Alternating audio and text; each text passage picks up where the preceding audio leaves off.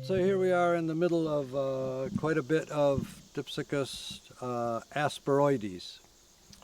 This is a perennial herb. You can see there's quite a few of them around. They're self-sowing in this part of the garden now.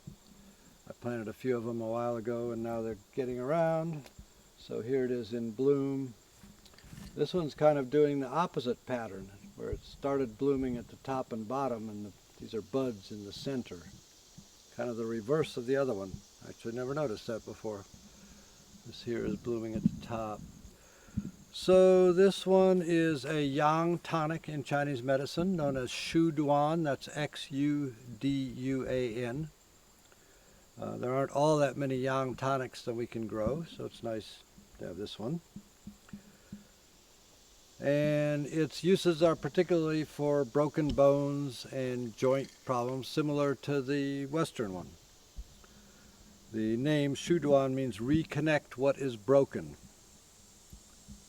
Dipsacus asperoides tonifies the kidneys and liver, strengthens the sinews and bones, gently invigorates the blood, calms the fetus, stops leakage, alleviates pain. And here is the herb, as it is in our herb shop. Just slices of the root. There are a number of processing methods with this one, powder techniques. You can fry it with brine, which is the salty flavor, which will increase its tonification of the kidneys, which are associated with the salty flavor. You can fry it with wine, which increases its ability to circulate out to the extremities and so on. And there's dry frying, so some of these are also helpful for its ability to calm the fetus, which relates to preventing miscarriage. And all this information can be found in Bensky's book, the newer third edition of Bensky's Chinese Materia Medica.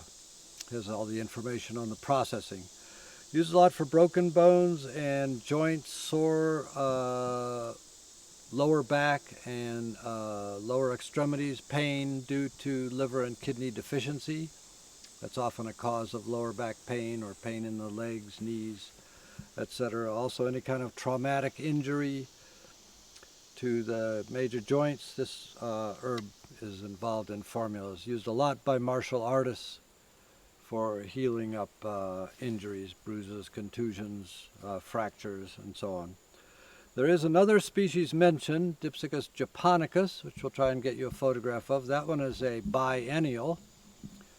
And the newer edition of, the older edition of Bensky has both of those, japonicus and asperoides, listed as Shu Duan. In the newer edition, he's dropped off japonicus. So I don't know what its status is currently. It's quite weedy, it's rather tall. I don't believe it's in bloom yet. I have stopped cultivating, but I'm sure we can find one somewhere in the garden. It's more of straight up, sort of like a wild lettuce. So we'll get a picture of that one as well. But these are all quite important, easily grown medicinal herbs for broken bones and any kind of traumatic joint injuries. This one's easily grown from seed, and you can see it's self-sowing. I think I planted one in here a couple of years ago, and I've probably now got 5 or 6 in bloom, and I'm sure if I hunt around I could find a lot more of them. Here it is again. I've jumped over to this side of the path. There's several more of them over here. Mingling in with, well, we'll do another video about all the herbs that are growing in this area, because there's just about 20 Chinese herbs right here.